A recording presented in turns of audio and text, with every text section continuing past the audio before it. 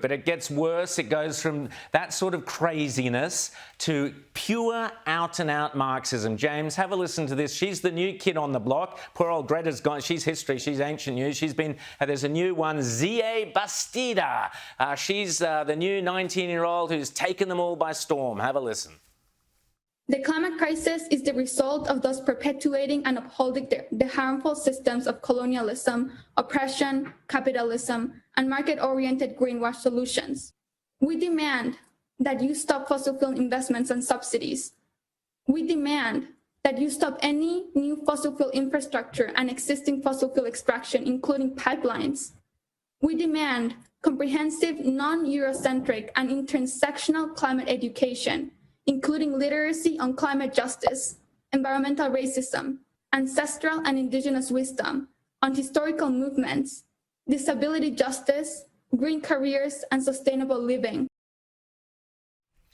James, this is Pol Pot. This is terrifying. Well, I mean, this isn't even funny anymore. No, it is funny because I'm looking at my bingo card here. Okay, climate justice, environmental racism, disability. Bingo! You know, I got it. This is...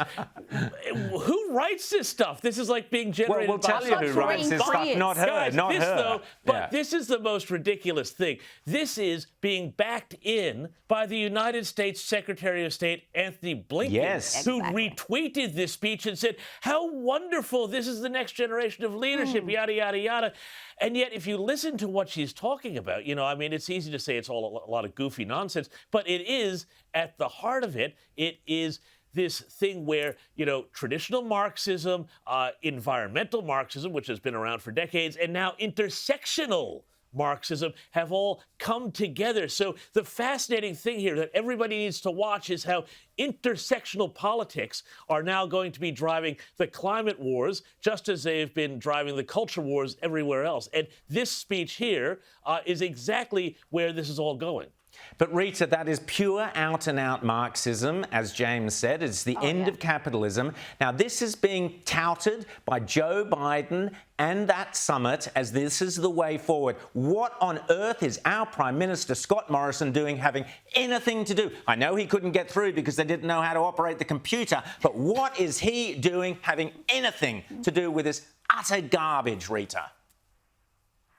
Well, he won the last election by having sensible policies in this area, but now it seems everyone is saying he is embracing zero net emissions by 2050. And though he hasn't announced that yet, that is the plan. And I thought we had an election on the environment and the coalition won. So why are they implementing Labor's policies? It's just seems astonishing that in government, Scott Morrison is, I don't know, forgetting his principles, forgetting the platform that got him elected.